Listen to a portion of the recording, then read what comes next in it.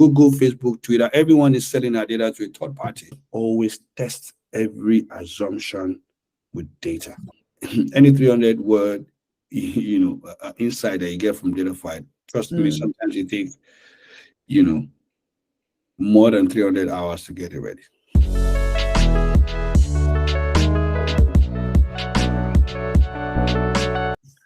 Hi, everyone, and welcome to another episode of the Spotlight Podcast. This podcast is for curious minds and aspiring innovators.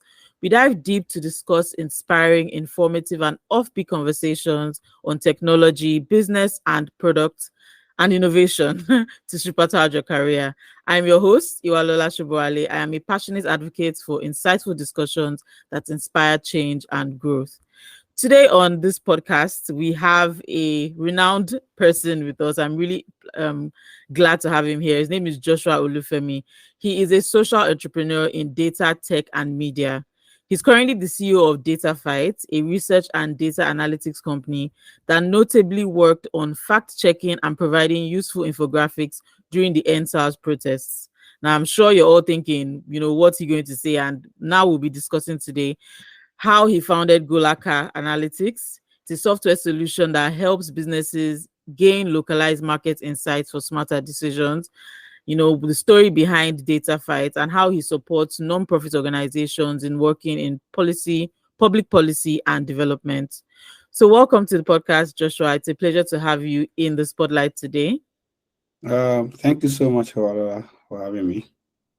Awesome. I'm really glad that you said yes to my request. I just DM'd him on LinkedIn and I was actually surprisingly, he responded almost, I think, within like an hour and said yes. I was so glad. Thank you so much, Joshua. You're welcome. Awesome. So we'll get into the icebreaker now. It's a virtual game. It's called What's the Big Idea? It's a card game, basically. So I will be sharing my screen. Let me do that now. And on the screen here, you'll be able to see some cards with emojis on them. So basically what you have to do is select an emoji and then we'll flip the card and see the scenario that you'll be answering. So it's just to get an idea of how you think, it's a fun game anyway. So which emoji would you be selecting here? I'll be selecting the thinking guy, which I think sort of. Where is he? Okay, yeah. Yeah. Well, that actually depicts you, right? I get, yeah. All right. So could you please read the question and then, take us through the scenario of how you would answer it? Okay, you're invited to speak at the TEDx event, and what groundbreaking tech topic do you present to inspire the audience? I think I'll be talking about, the power of, data as it will drive, as it has always driven, public policy and even, development globally. Okay, awesome. That sounds great. I guess we can get into the episode now. So that we don't waste too much time. So Joshua, could you tell us a little bit about yourself? And something that was surprising for me to hear or to find out really is that he was once a secondary school economics teacher. So how did you go from there to being the CEO of Dataphyte? Okay, so a little bit about me. My name is Joshua Olufemi. I think the fun part is every time people call me Joshua, I wish they call me Olutosin, which is my Yoruba name. Okay. Right, which almost means the same thing if you like. I guess that's the first thing. The other thing is that I always just think of how you can take, the connection between data and journalism, as one of the great instruments to create change or to engineering change. And that's because both sort of, provides they provide a balance to, everything that you would imagine should drive change.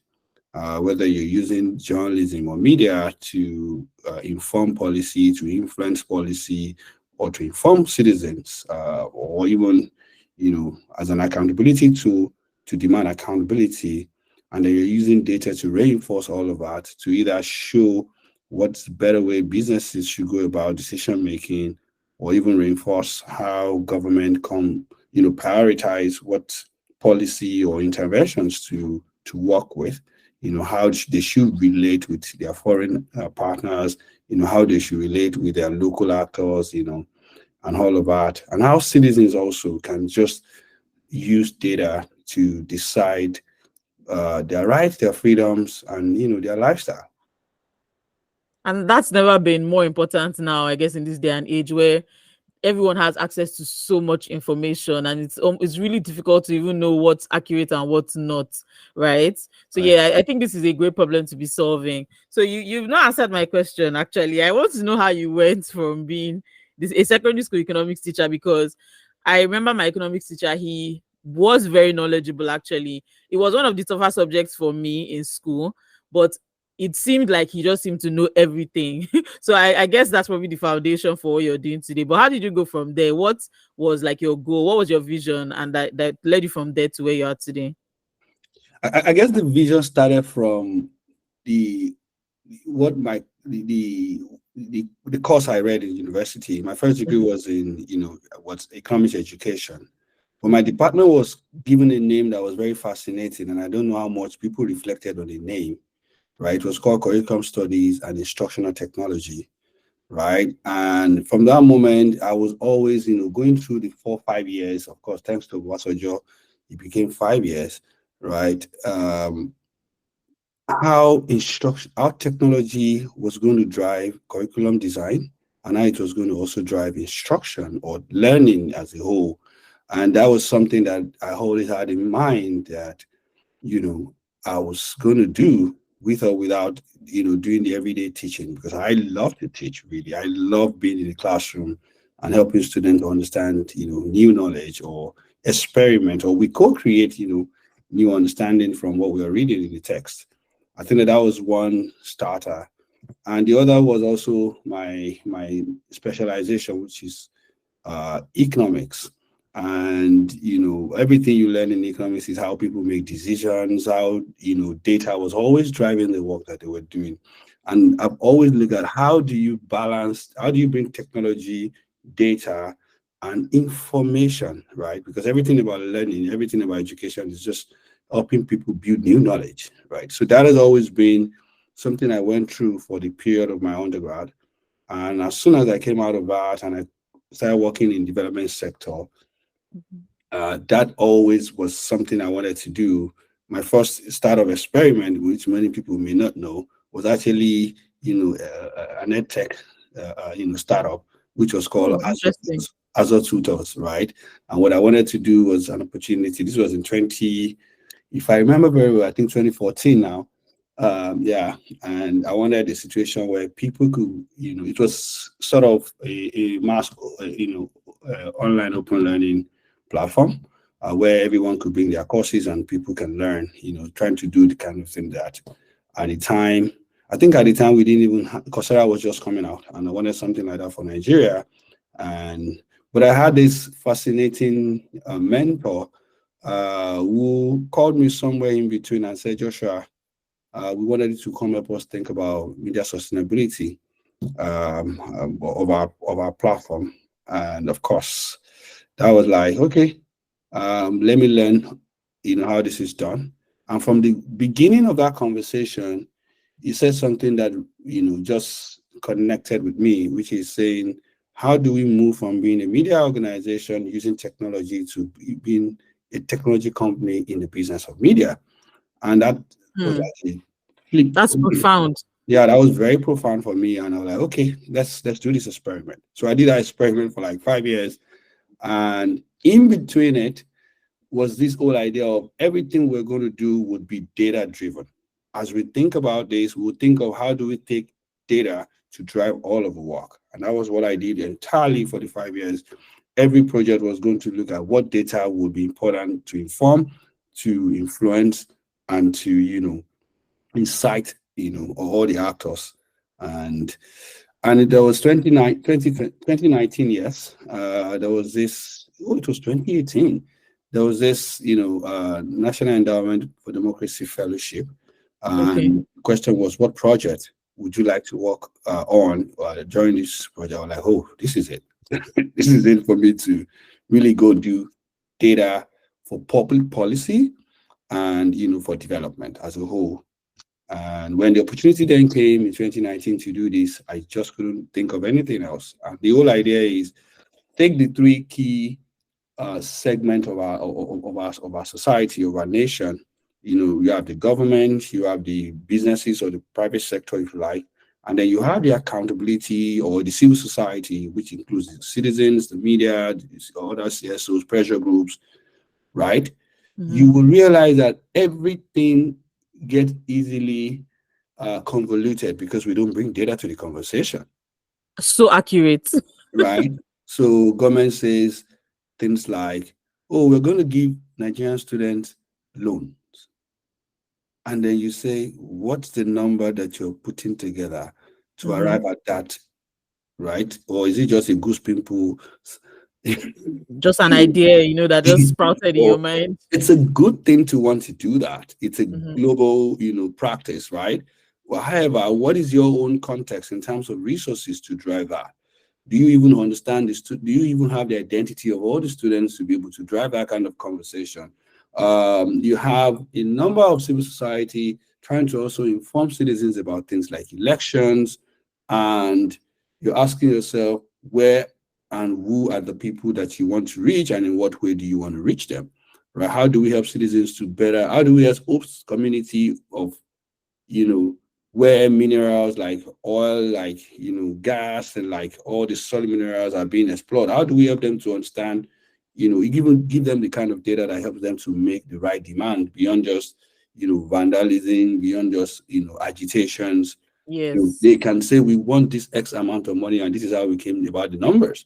How do Mhm. you do that? Those were like things that had always been on my mind. And then the other is, why is it that the Nigerian insurance, we just don't understand the profitability or the Mhm. value chain of the agri sector? Or why is it difficult for us to just know how the real estate works, right? The sector works. Almost every component of business, it just seems we're running on steroids. Cloudy. Right? Yes. Like, you're There's just no always, clarity. there's no clarity. And the, the victim here is always the citizens, Mhm. right? I want to, I can't even think of mortgage, right?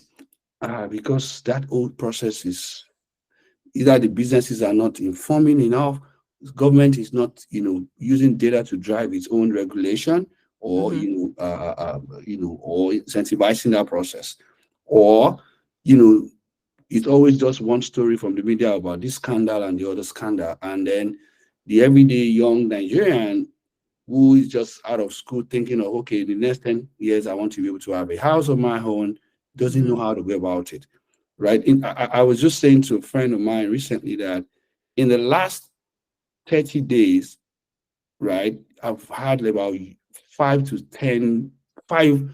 people that are very close to me, either, lose their life, or someone very close to them also, just dying. Oh And I'm like, no. what is behind this? Right? Basic information, and those are like things I felt like, okay, with Dataphyte, we'll take it one step at a time. We take one issue at a time, but we wish that we can influence or be the powerhouse for the data to incite, to inform, and to give the intelligence that public policy and development will need at any point in time.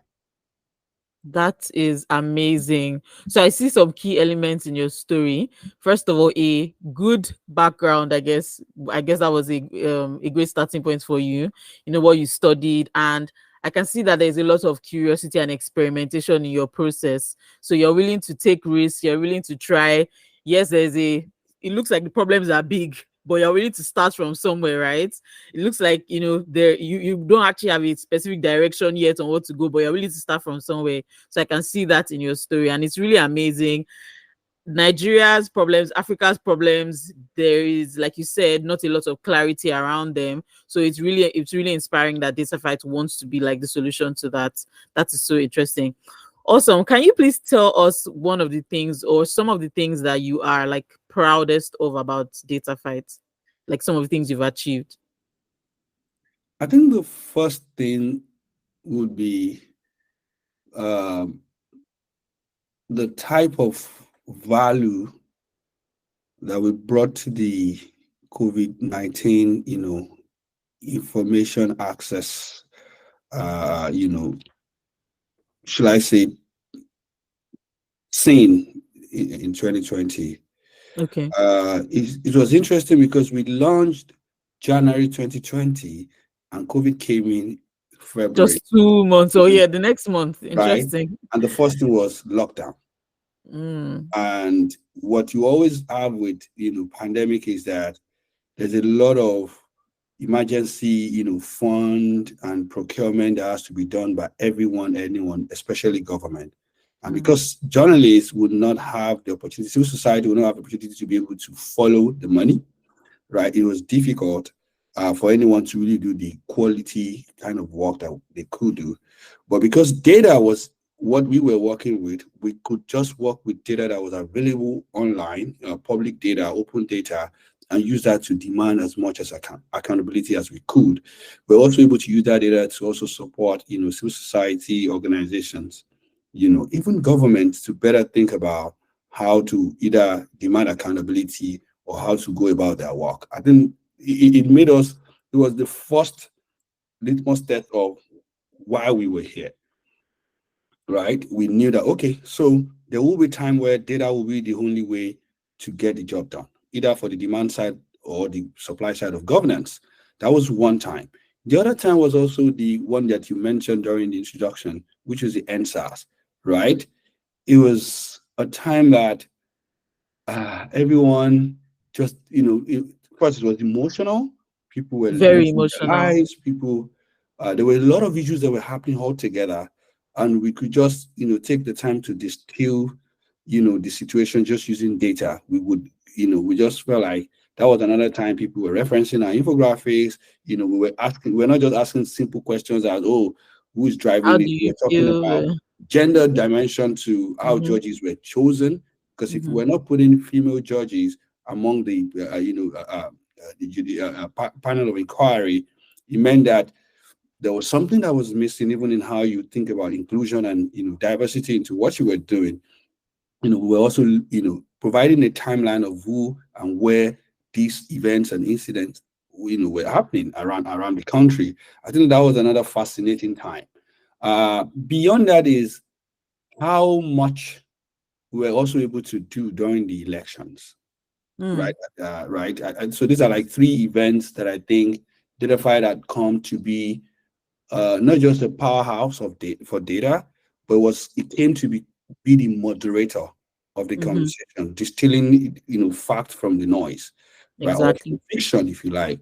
I remember during the election there were a lot of polls going out there, So speaking many. about a particular candidate or a particular party going to win the elections. Mhm. And as much as, of course, the youthful mind, and everything that everybody that was tired of, the kind of governance that we've had up until that moment wanted a certain candidate. And the preponderance of that idea just made the poll also all look like that was going to be the way to go. Mhm. But what we were able to do to say, okay, why don't you create a data model, right, that tells us from history and interest and influences that will drive voting to say who and in what volume or size anybody was going to win the election, right? And there was no way that people's opinion that could shift was going to affect it. It was just going to be historical data and trend. Data. Mm. And then we looked at, I think, about three or four variables. One was ethnicity, the other was religion. I think there were three of them: ethnicity, religion, and I Gender. think not gender really. The region of Okay. the region, the geopolitical zones, Okay. how that also affected how people would vote. And we kind Okay. of put the three together, and then also using one of the great work of an academic research work that had already been done. Interesting. And then we were able to tell who was going to win, the number, who was going to be the second place, and who was going to be the third place. And I remember people saying Agbado is in your pocket. And I'm like, no, data doesn't like that, right? History is the best, is the best, guide to what you will have today or tomorrow. And we were not just near accurate, we were almost 99% accurate in terms of both how this was going to happen. And we weren't even, saying anyone would win. We're only saying if all of these factors played out, this is who is nearly going to win. And if this other person then wins, it means that these other factors would have played out. And I think that was one moment that we knew that data was always the best moderator of any event or policy conversation, that we would have to have. I think those three moments really have been very, one time I feel like, okay, no matter how challenging or how big much noise. future is, I Yeah. think we had our time while we're still here. That sounds all very exciting, but I can't imagine how big of a problem would have looked at that time. What does your team look like? I imagine, you talked about data modeling. I imagine there's a lot going on behind the scenes that we can't even see. I think the best way to describe my team is something that I think it was me that said something about not doubting the power of a small number of people, if they had their mind on a thing. It's always very surprising that the guys who get the job done internally, not talking about our external volunteers and partners, okay, per time, you probably would just have about 5 to 7 people per time. The entire modeling, amazing. yeah, the entire modeling, the entire work was done by our insight lead, who took his time to do all the modeling. And I remember when it was done and the results were coming out, I called at the time, the person who is now our program director wasn't working with us, but it was someone that I know very well in the media, was a good person to bounce. And I said, this is what the result is saying. And he said, Joshua, do you have skeletons in your cupboard? Because people will call you out. Right. Because this result is not what people want to hear. You are going against the tides. And I said, okay, maybe this is a good time to know what skeleton is in my cupboard. Like let me I'm know. gonna check my cupboard. Yeah, let's put it out there and let me really know what is really my social integrity, index, sort of. And that's the thing, one person drove that. The entire election media literacy work that we also did for, I think, about 12 to 18 months. Wow. That was pretty much just 3 guys writing all the stories, 3 guys doing all the research, right? And that was it. You get. And every other time we've done this work, you're always having the 1 to 3 guys who are core, and all the other guys just providing every support from comms and digital strategy guys would always be there, very supportive, providing all the ancillary support that we need. But per time, I'm not sure we have about 15 people all together in the team, but the core team that brings out all the great work, at any point in time, you always have between 3 to 5 people. That is really profound. And I'm just imagining, how do you set the direction for your team? I imagine, of course, there's a lot of data, there's a lot of noise, there's a lot of questions out there. How do you set the direction for your team? If you ask them, they'll say, I'm always ranting. Because I think the power, the challenge that we have in front of us, the burden can just be a lot on me. And I'm like, hey guys, why are we unable to just provide information about why band A, band B, band C, and people are just in this kind of crisis? I'm like, you guys, and I think they always come to it with every understanding, because we're always looking at the everyday problem, everyday challenges, right? But I think per time, of course, in terms of just looking at it systematically, what we always do is we have very good leadership team that will always, Okay. pay attention, listen, provide direction for the team, the inside team, the programs team, the product team, our comms, or what you like to call our digital comms team, will always just, they know where we're going. The vision is very clear, right? Mm, How the approaches that we will use to get there is very clear. There are three things we say we are the data heir to development, with is data access for time. That's A. I is insight. R is resourcing. So at any point in time, you know that for every issue, for every policy, we're trying to provide access to data, or we're trying to, extract that data from wherever it is and make it available. When that is already done mm, internally and externally, we're trying to then create insight out of it, whether as stories, whether as research, policy research, or policy brief.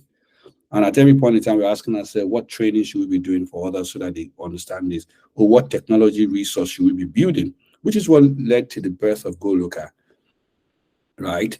We realized, okay, there is what you can get from available secondary data, right? But there's also the mm-hmm, primary data on the ground that is real time. mm, It's authentic when you get it from reliable sources.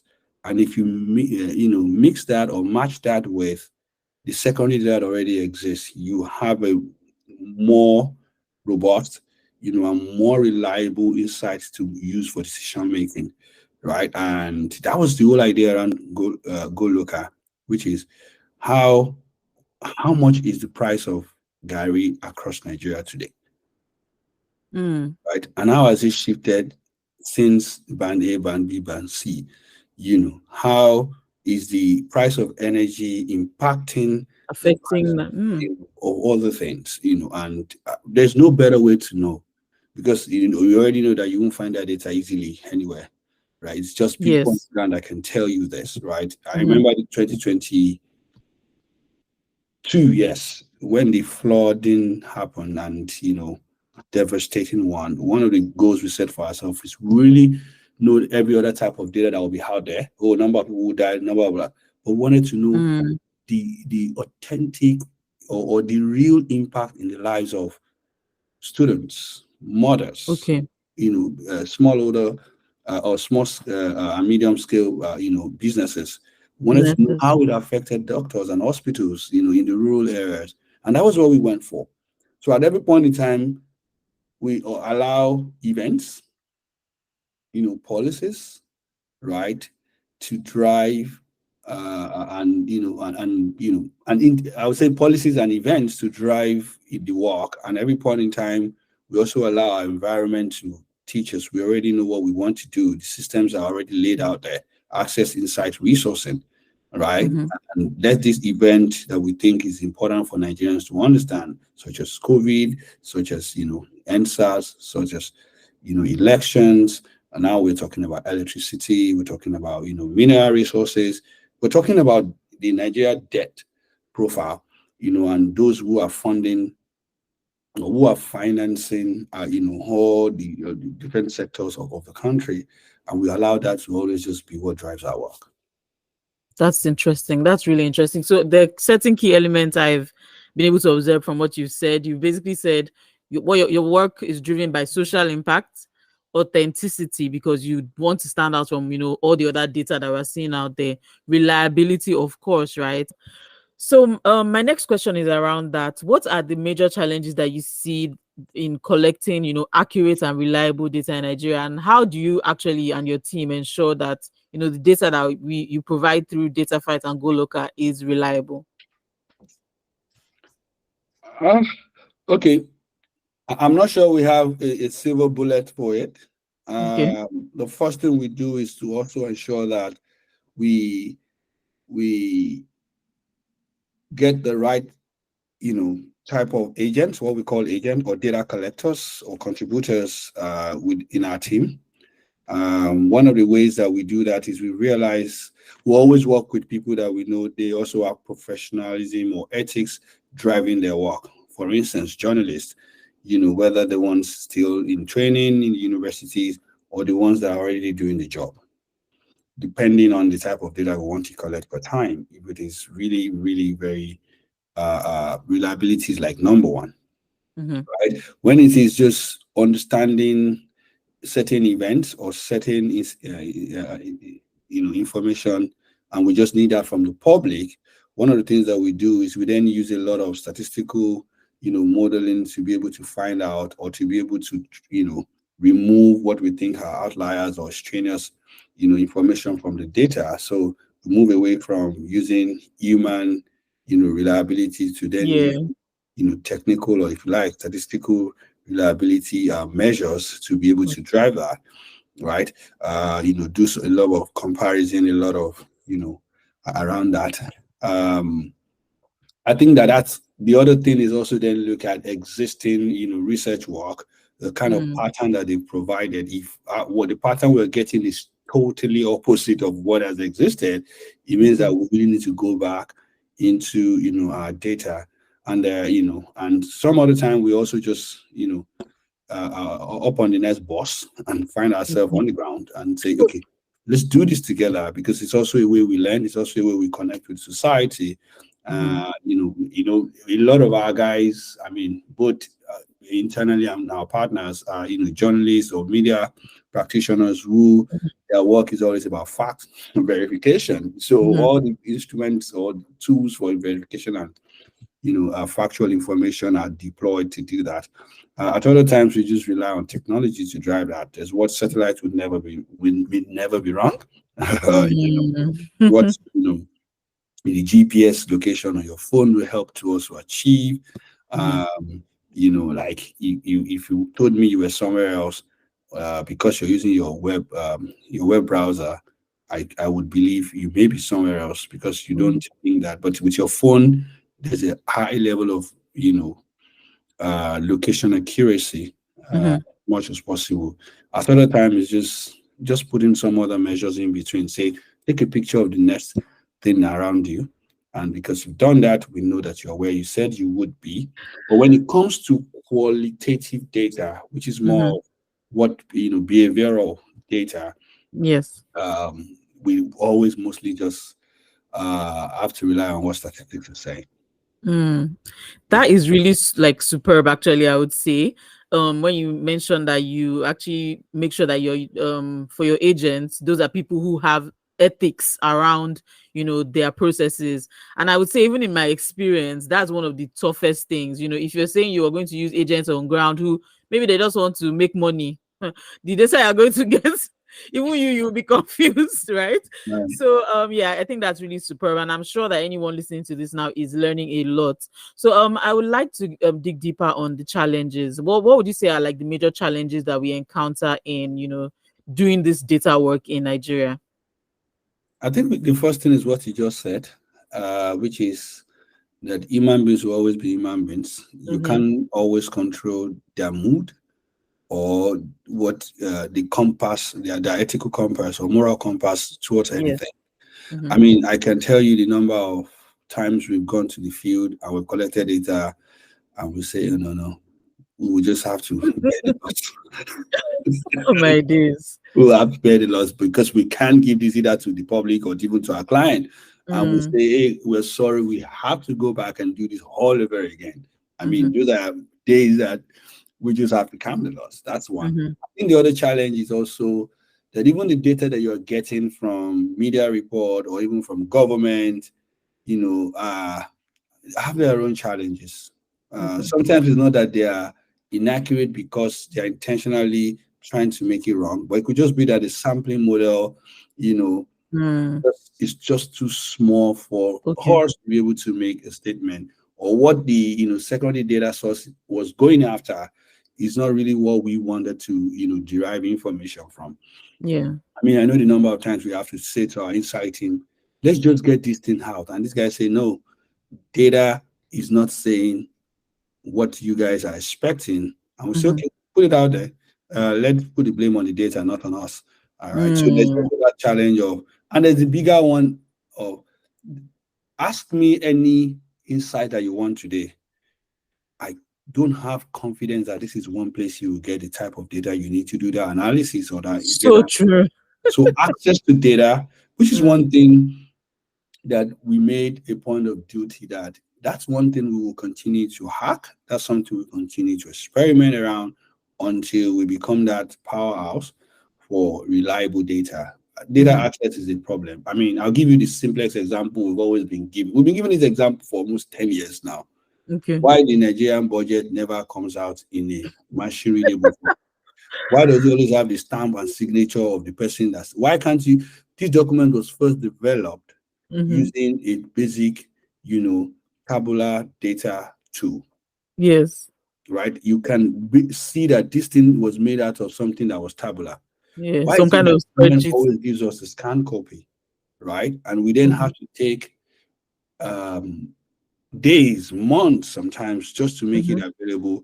And before we are done, the budget is already in operation, and that's Hmm. where you get things like budget padding, and all of those new vocabulary that we've had since democracy. Hmm. Return to democracy in 1999, and those are the just the fact that the data is not available in the readily for use or Hmm. readily for insight, and even when Hmm. they're available in that format, either the scope or the scope or the methodology that was used in collecting the Is data doesn't make it answer the question that you want mm. to answer. And the fact that even government always public data always is they always contradict or they always question the data. I remember there was a Hmm. time folks in I think it was governors that were saying they had a problem with the 4 million household data, what bank supported data work. Okay. And you were like, but you guys were part of the whole process initially. So they also have those, should I say, interest, uh, Mm. uh, you know, conflicting interest that, makes it difficult for anyone to trust the data you're bringing out there. But one thing I know is for sure is inside it is some insight. Inside that data, no matter how limited or constraining it is, or Okay. it's the insight that we need to make available to citizens. Uh, Mm. yeah, and of course, I don't want to even talk about the cost of Of course. you know providing any any 300 word insight that you get from Dataphyte. Trust me, Mm. sometimes it takes you know more than 300 hours to get it ready. Wow. Wow. That's the amount of work, the amount of fact checking, the amount of, I would say, I don't know, rigor that goes into that. That's amazing. Well done. Well done. So just so that we don't waste too much more of your time, speaking on the challenges that we face in Nigeria, what would you say we can do to make Nigeria as a whole, or even Africa as a whole, actually, a more data-driven, I would say, economy, a more data-driven government, and where we actually, like you said from the beginning of the conversation, with data, we're able to social discourse can actually have facts behind it. It's not just grandstanding and one person trying to force their opinion on the other. So what would you say we need to do? Say we want to have the next generation to be data-driven people. What would you say we need to do for that to happen today? I would say start with literacy, Okay. data literacy, right? What you don't know will always trouble you, Yeah. right? If you don't know the importance, the relevance of data, you will always miss the point, no matter how smart you are, right? When every citizen knows the value of data to their decision making, or they can trace, the costs or benefit that they derive from something to the information or data that they were, privy to, it Okay. becomes easier. So as people Mm. grow up into, as teach the next generation or the current generation about the importance of data to their everyday life, they begin to understand, right? It's not enough to, slam some billions and billions of money in the face of people, but it's Mm-hmm. to only always make them understand that even in their own decision making, they contributed to whatever led to that. I think it's for me, I would say pay more attention to data literacy. Let's start Okay. from there. The other one is also, I mean, for those public and private sector folks who are really genuine about development, Okay. whether for profit purpose or for influence or power, Okay. reasons, who are really genuine about doing great work, they need to prioritize investment and funding for data collection, Hmm. right? And Yes. and you will always know. I mean, I can always tell if we were going to get a governor, a minister, Mm-hmm. a DG or an executive secretary that will, make impact just by how much attention they pay to data in Mm. driving their work from the day one. It's a litmus test you can always tell. If they are just going to be populist, talking and taking pictures, you would know. If they're those Taking ones pictures. if there are those ones that are going, you would see that they will pay attention to let's know what counts and Mm-hmm. who counts Mm-hmm. and how this count, you know, drives, action or drives the Mm-hmm. next action we'll make. I Okay. think that's another thing I would like to say. I would also like to say that, I mean, for those of us that work within the civil society or activist space, to just always test every assumption with data, right? And Mm-hmm. I will round it up by saying collaboration. There are too many siloed data in the country that if we were able to bring them together, thankfully we have AI, we have a lot of data scientists coming up in the country. We'll be Mm-hmm. able to draw more information.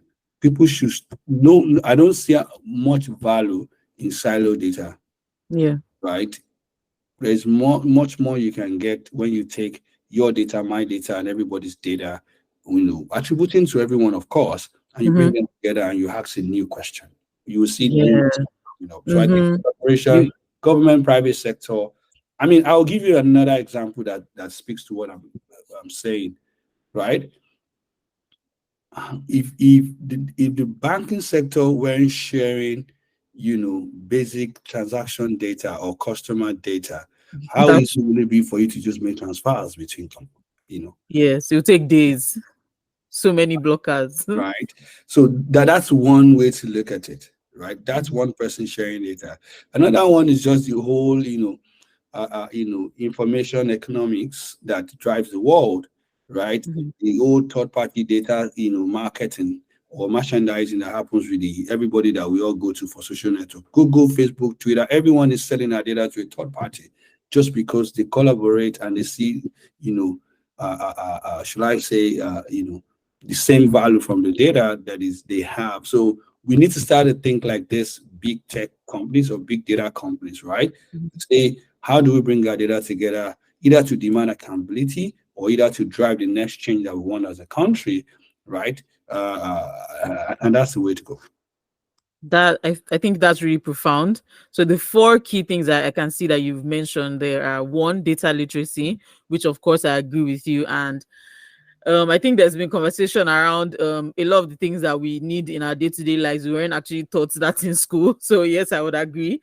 And then the second is, like you said, investing in, data collection and data accuracy, because at the end of the day, that's what will be used to make decisions, right? That will drive the economy, drive the country forward. And then you also mentioned testing assumptions. And I mean, I think that speaks for itself. And finally, I think this is one thing I personally resonate with: collaboration, because I work in the private sector, and like you said, everyone has their own data, everyone is holding their own data, but what we fail to realize is when we put everything together, you can get to see the bigger picture, you can get to see the gaps, you can get to see the opportunities. So I Right. definitely would agree with you on all those points. So just to round up, I would like to ask you where you see Dataphyte and Goloka in the next, let's say, 5 years. What's like your dream for Dataphyte? I think that would be that in every in key offices that drive economy, Mhm. in key agencies and departments and ministries of government that also determine the level of growth and development that we have as a country. And in every office or conversation, people are saying, have you checked Dataphyte? Hmm. What is Dataphyte saying about this? I mean, we get excited when we see organizations, there are a number of startup pitch decks that we see out there, and we see our data there, and we're like, okay, that means we're making sense beyond even what people think. I mean, we're reading I think it was one of the fintech companies recently that actually use our data to drive, I think Piggy Vest. I saw that on. ROIs or PiggyVest and one. Okay.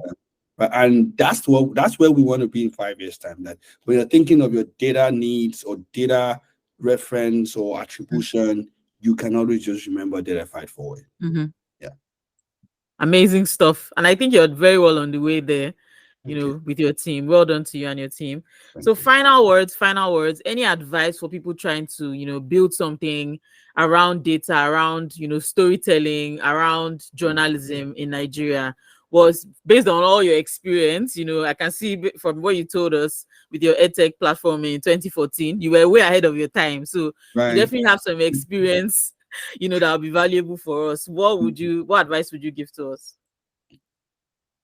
As we were saying, there's this line of a song as a kid that we always hear. You say, it's not an easy road, right? I think the first thing to know is that it's not a walk in the park. It's not going to be easy, but brace yourself. If the vision is clear and you have the right, co-travelers with you, I think it's very important to have the right co-travelers. I mean, the right team members, the right backers, whether accelerators, incubators, investors, partnership, the right, genuine one is something that you need to look out for from the beginning. You don't walk this road alone, right? You don't walk. It's not an easy road, and you don't walk alone, right? And I think the third thing is celebrate the little wins. It's one thing that will help your mental health. Yeah, That's true. like there are moments I'm like, maybe I should just go and get a job, right? And that thing says, but you've been there. There were moments where you've had, so don't quit on yourself. Don't quit on your team. And that's another thing. You don't want to quit on anyone, because the most things that will change the world, most things that will bring impact will never be easy. And that's why you just need to celebrate every good thing. That's the energy or the sugar that you need in between. Yeah. Amazing stuff. Amazing stuff. I also find some value in that, actually. Just like you said, celebrating the little wins, because if not, you won't be able to even see the negative from the positive, right? So I really appreciate that. And thank you so much for your time. Is there any final thing you want to add to the conversation? I guess it's just to say thank you to your team. I think it's not easy to be able to find us within the whole space. So to say thank you to your team, and maybe use the opportunity to also say thank you to everyone that has been part of the Dataphyte story. There are many people that are behind the scene, that are doing the amazing work. I think it's an opportunity to just say thank you to them and everyone that has backed us, that has supported us in between. Investors, social impact, the philanthropists, and all the rest of them. Just to say thank you to everyone. We are here to achieve these dreams together. Awesome. Thank you so much again. And that wraps up another insightful episode of the Spotlight Podcast. A huge thank you to Joshua Olufemi for sharing his expertise and shedding light on the crucial role of data in driving public policy change and innovation in Nigeria. It's really clear that data holds the key to addressing some of Nigeria's most pressing economic and social challenges. So let's remember that with the right data, anything is possible. For more inspiring conversations on technology, business, and innovation, please remember to follow us on social media and give us a rating on whatever podcast app you're listening with. You can also check out the show notes for all our links, and stay tuned for more inspiring conversations. Until next time, this is Iwalola Shoboale signing off. Bye.